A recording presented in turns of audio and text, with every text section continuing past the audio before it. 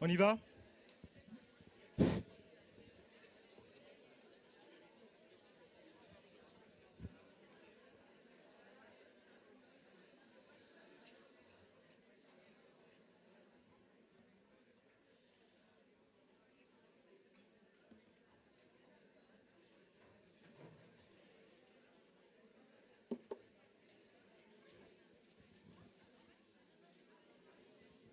Allez, on aborde le deuxième cours de ce matin. On va parler de réflexes. Définition. Alors, les mouvements réflexes sont, par définition, des mouvements automatiques déclenchés par un stimulus spécifique. Et on va prendre comme exemple un réflexe que vous recherchez très souvent chez les patients, c'est le choc du tendon achilléen qui entraîne la contraction du triceps sural, donc le réflexe achilléen. On peut aussi prendre un exemple du réflexe rotulien, qui sont des réflexes très souvent recherchés en clinique. Donc, définition, mouvement automatique déclenché par un stimulus spécifique. Pour qu'il y ait mise en jeu de réflexes, il faut la présence de 5 éléments que vous connaissez, dont certains sont connus. Le premier est un récepteur qui permet de détecter les changements physiques.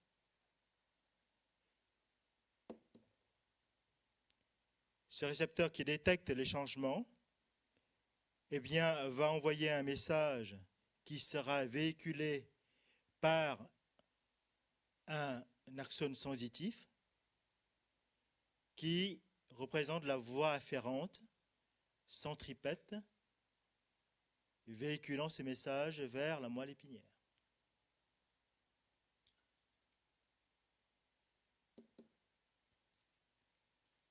Le troisième élément, c'est le centre intégrateur, qui est la moelle épinière elle-même. Le quatrième élément est le motoneurone et son axone moteur, qui, une fois qu'il a reçu le message véhiculé par le neurone sensitif, va élaborer une réponse adaptée et ce message va véhiculer selon ce qu'on appelle une voie efférente, donc du centre vers la périphérie, ou encore en d'autres termes, une voie centrifuge.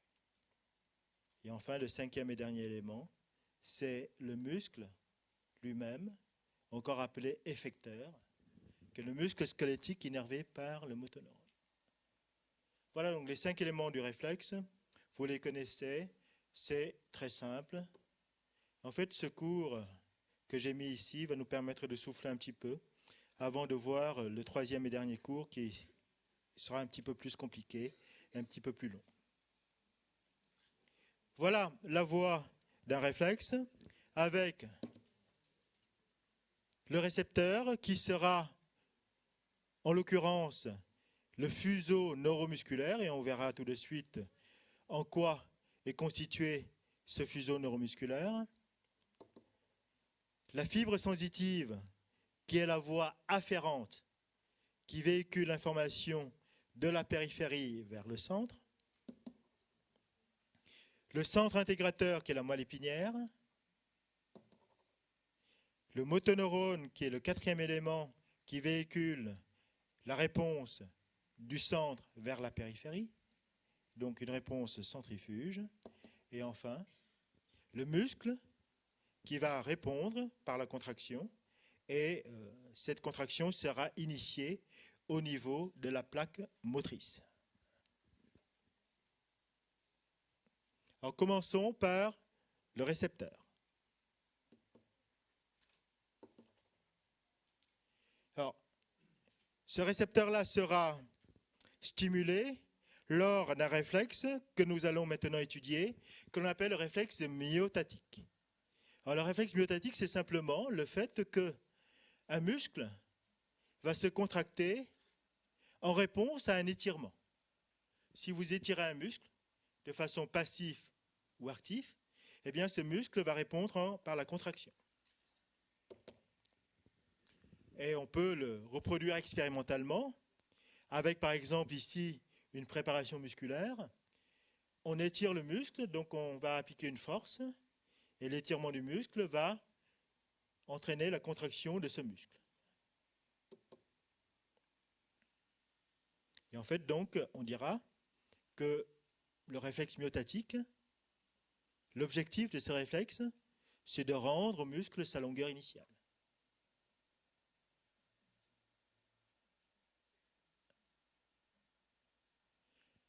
Le réflexe myotatique, c'est a pour objectif de rendre le muscle sa longueur initiale.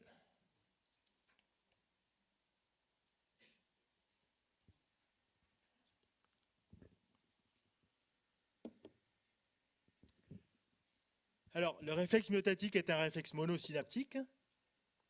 Comme on le voit ici, vous avez les fibres musculaires, les fuseaux neuromusculaires,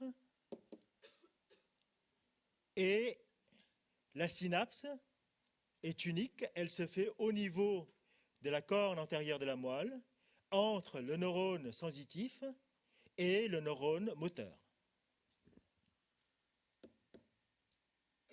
Et maintenant, voyons le fuseau neuromusculaire. Voilà une représentation d'un muscle. Et dans ce muscle, on voit une structure tout à fait particulière qui est ici et qui sera agrandie. Le fuseau neuromusculaire sert de récepteur, donc on parle bien du récepteur. Et ce récepteur-là est là pour détecter les changements de longueur du muscle. Et voilà en grossissement, en fort grossissement, la structure de ce fuseau neuromusculaire. Donc, comme son nom l'indique, c'est un ensemble constitué de fibres musculaires et de terminaisons nerveuses. Fibres neuromusculaires.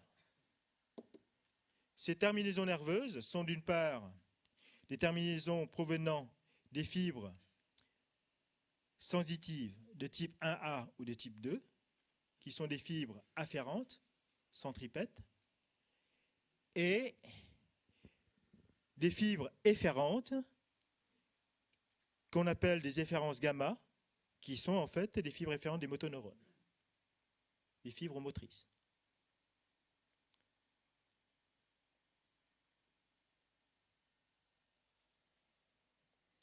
Alors, sur cette diapositive,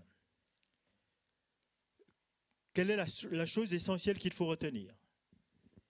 C'est que le fuseau neuromusculaire qui joue le rôle de récepteur, de capteur de changement de longueur du muscle, eh bien ce fuseau est monté et disposé en parallèle par rapport aux fibres musculaires proprement dites.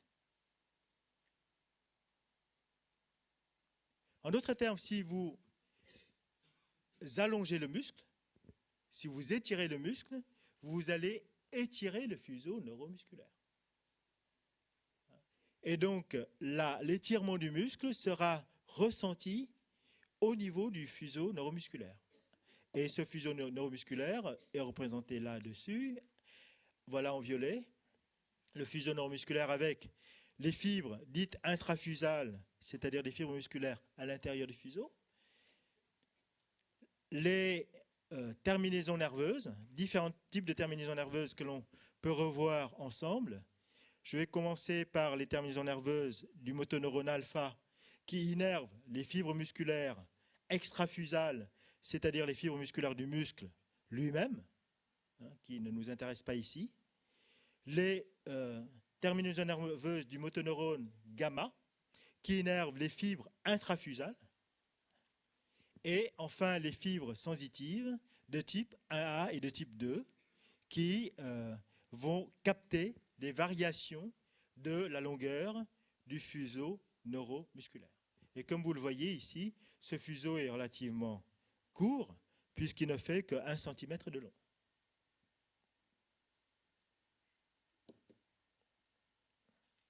Bien, maintenant, voyons comment cela se passe.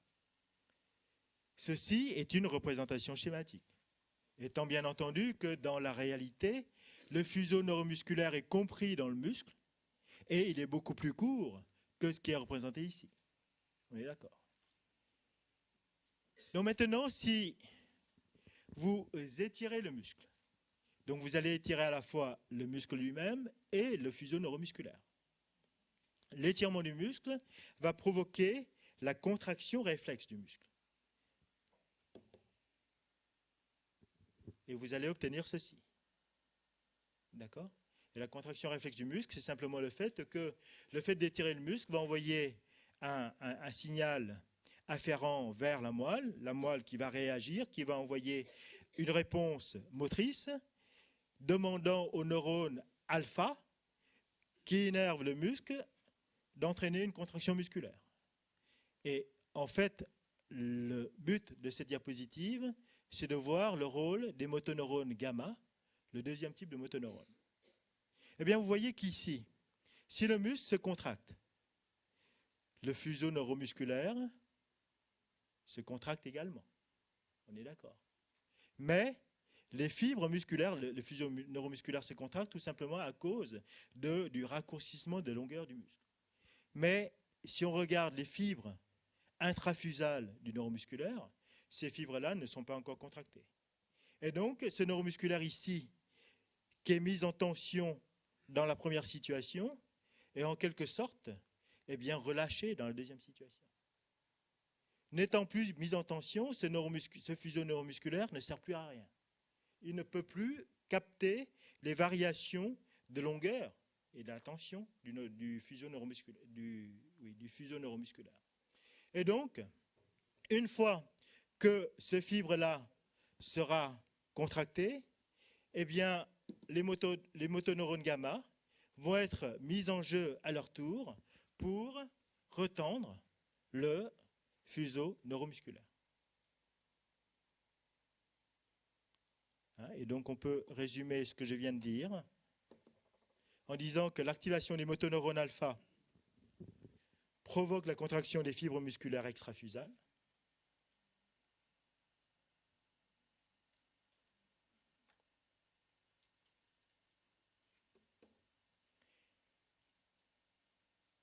Et que, une fois que ces fibres musculaires extrafusales seront contractées, ceci va entraîner le raccourcissement de l'ensemble muscle et neurofusion musculaire.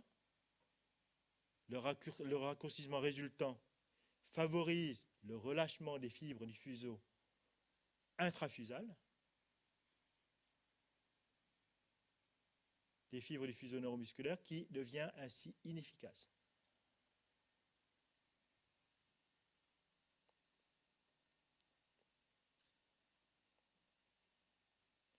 D'où la nécessité de retendre ce neurofuseau musculaire par l'activation des motoneurones gamma, qui a pour effet de faire contracter les fibres situées aux deux extrémités, là et là,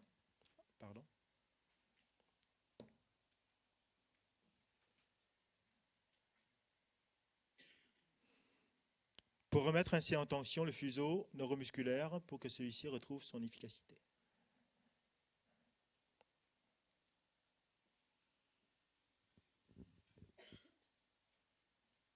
Donc on a vu le rôle du motoneurone gamma. Maintenant, voyons le rôle du réflexe myotatique. Alors, on a vu tout à l'heure que le réflexe myotatique, c'est simplement un réflexe qui va permettre à un muscle de retrouver sa longueur initiale. Et ce réflexe myotatique va s'appliquer à chaque fois que le muscle est étiré. Donc, il va se contracter. Et on peut aisément comprendre que ce réflexe est là pour limiter l'exécution de mouvements de trop grande amplitude. Limiter des allongements excessifs du muscle.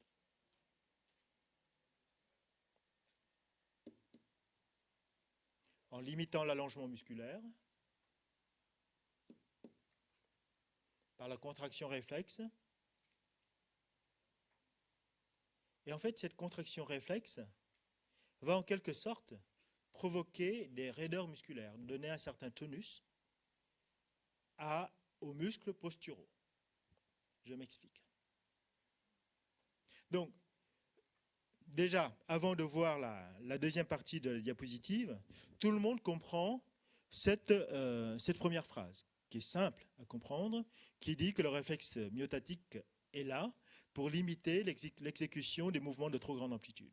À chaque fois que vous étirez un muscle, il va se contracter, il ne va pas se laisser étirer. Le deuxième effet physiologique qu'il convient de retenir, c'est que le réflexe myotatique empêche les oscillations et les saccades dans les mouvements. C'est ce qu'on appelle la fonction d'amortissement et de lissage.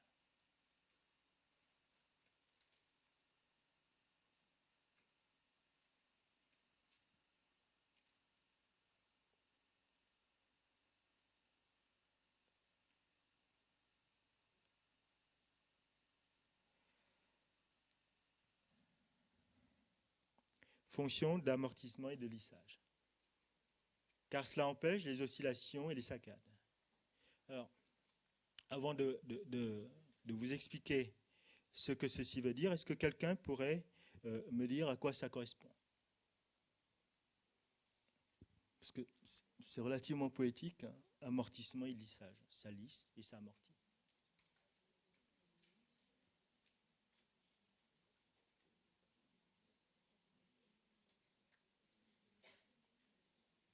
Ça lisse et ça amortit les mouvements. D'accord.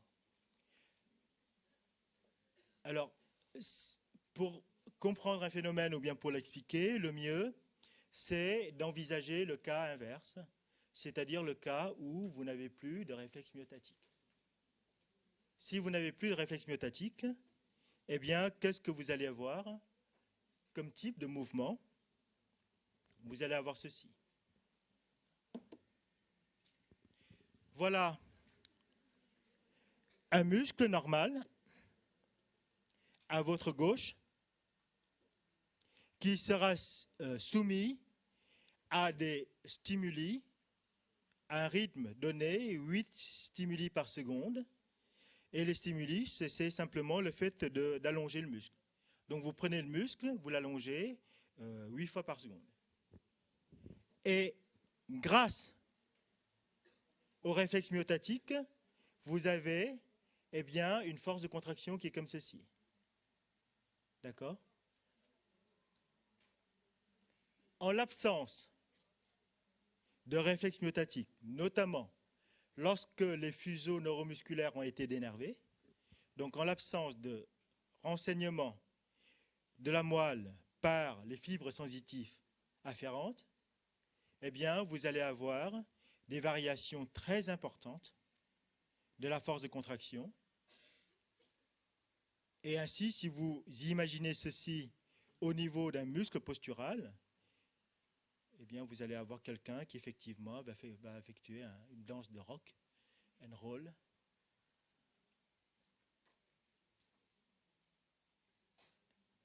Donc, l'absence de lissage dans les mouvements, avec des mouvements saccadés, et permettant l'absence de... Alors, maintenant, s'agissant de muscles, des membres, ce n'est pas grave. Ça peut représenter quelqu'un qui a des grands mouvements, mais concernant des muscles posturaux, c'est beaucoup plus gênant.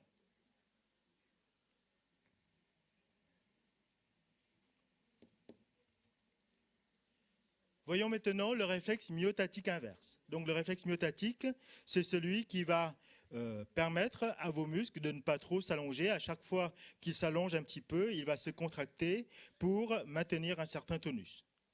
C'est ça le réflexe myotatique. Maintenant, le réflexe myotatique inverse, eh bien, c'est simplement lorsqu'il y a une élongation trop importante, élongation maximale, il existe une résistance. La résistance à cet allongement va disparaître. Donc, lors d'une élongation maximale, la résistance à l'allongement disparaît subitement. Donc, lorsque vous étirez, normalement, ça va essayer de se contracter. Arrivé à un certain point, ça laisse faire, et ceci sera l'origine de cette action, se situe au niveau des organes tendineux de Golgi, représentés ici, avec comme fibres afférentes les fibres de type 1b. Ces fibres afférentes, donc les organes tendineux de Golgi se trouvent dans les tendons, et ces organes tendineux de Golgi sont disposés en série par rapport aux fibres musculaires. Contrairement au fuseau neuromusculaire qui est disposé en parallèle.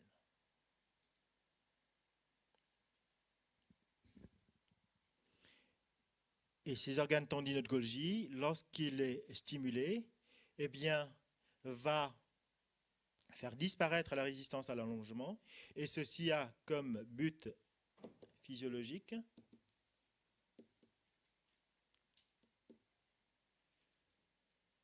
l'inhibition des motoneurones et muscles agonistes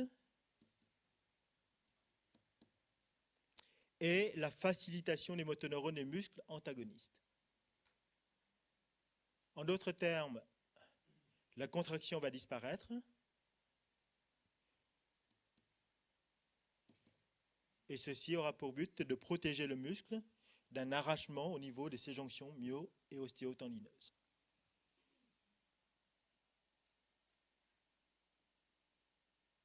Hein, on est d'accord? Lorsque le muscle a tendance à se contracter de façon trop violente, eh bien le risque, c'est que cette contraction va induire un arrachement du muscle au niveau des jonctions musculaires et ostéotendineuses. Et donc lorsque la tension est trop importante, il y a ce réflexe myotatique inverse qui va naître des organes tendineux de Golgi, localisés dans les tendons, disposés en série par rapport aux muscles, et qui va entraîner un relâchement musculaire.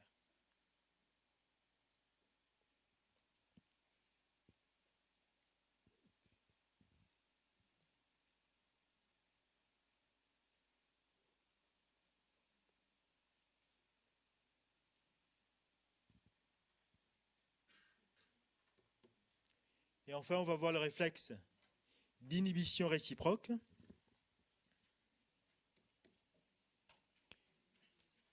C'est un réflexe qui est le processus par lequel l'excitation, c'est-à-dire la contraction des muscles agonistes, s'accompagne d'une inhibition, c'est-à-dire un relâchement des muscles antagonistes. Et bien sûr, l'inverse s'observe également, donc la contraction des muscles antagonistes va entraîner un relâchement des muscles agonistes.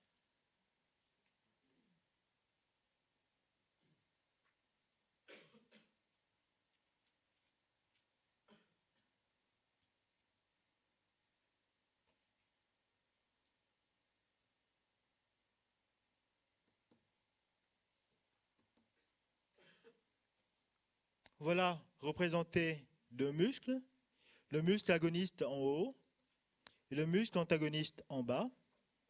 Vous avez le réflexe myotatique du muscle agoniste avec d'abord un allongement du fuseau neuromusculaire, la stimulation par la fibre 1A, et puis ensuite le réflexe monosynaptique au niveau de la corne antérieure de la moelle, entraînant l'ordre efférent permettant la contraction du muscle. Eh bien, sachons que cette contraction du muscle, qui est le réflexe myotatique, s'accompagne toujours d'un réflexe d'inhibition qui, par le même fibre afférente de type 1A, va envoyer eh bien, une inhibition de la contraction du muscle antagoniste. Ceci se fait de quelle façon? Tout simplement grâce à l'existence d'un interneurone ici. Et cet interneurone est de type inhibiteur. Pourquoi? Tout simplement parce que la fibre 1A qui est là, qui est en vert, elle véhicule un type de neuromessager, de neurotransmetteur, qui est forcément un neurotransmetteur excitateur, puisque ce neurotransmetteur, lorsqu'il est libéré au niveau de la synapse du réflexe myotatique, c'est-à-dire au niveau de de cette seule et unique synapse va exciter le motoneurone alpha du réflexe myotatique. Donc il est excitateur. Et c'est le même neurone sensitif qui va libérer des neuromédiateurs pour inhiber le muscle antagoniste. Donc pour inhiber le muscle antagoniste, eh bien, il ne peut faire autrement que d'utiliser l'intermédiaire d'un neurone, d'un interneurone, qui lui, lorsqu'il sera activé, va libérer des neuromédiateurs inhibiteurs. Donc l'interneurone qui est ici en jaune sera stimulé comme le motoneurone alpha en rouge, mais lorsqu'il est stimulé, va libérer des neuromédiateurs inhibiteurs, et lesquels neuromédiateurs vont inhiber l'activité du motoneurone alpha en noir, celui qui innerve le muscle antagoniste. C'est la seule chose à retenir, à comprendre. L'existence d'un interneurone qui est forcément de type inhibiteur, afin d'inhiber le deuxième motoneurone alpha innervant le muscle antagoniste.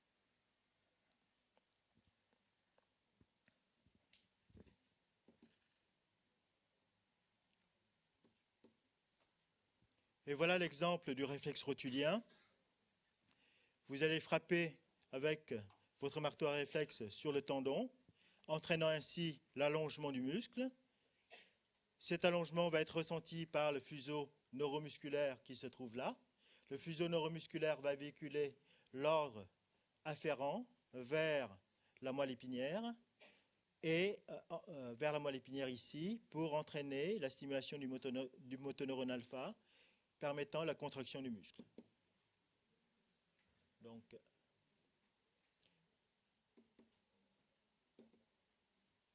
le motoneurone alpha décharge les muscles extenseurs à ce niveau, permettant l'extension de la jambe. C'est un réflexe monosynaptique. En même temps que ce réflexe monosynaptique, va survenir un réflexe disynaptique, mettant en jeu le réflexe d'inhibition réciproque, puisque les fléchisseurs qui sont là vont être inhibés, vont être relâchés, car les motoneurones alpha, les deuxièmes, celui qui est inhibé par l'interneurone ici, eh bien, sont silencieux.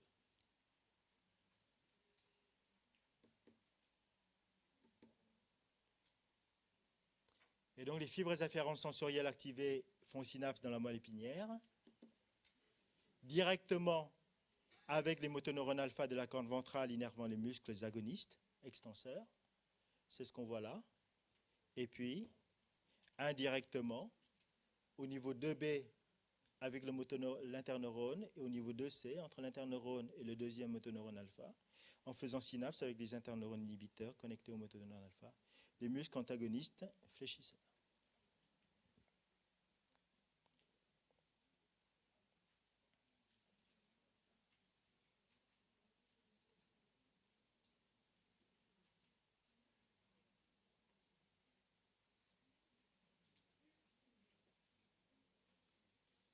Voilà. Maintenant, au lieu de faire une pause, je vous propose qu'on continue sur le troisième cours, et puis ensuite on fera une pause lorsque vous serez fatigué, et pas tout de suite, et on reprendra pour terminer le cours de ce matin.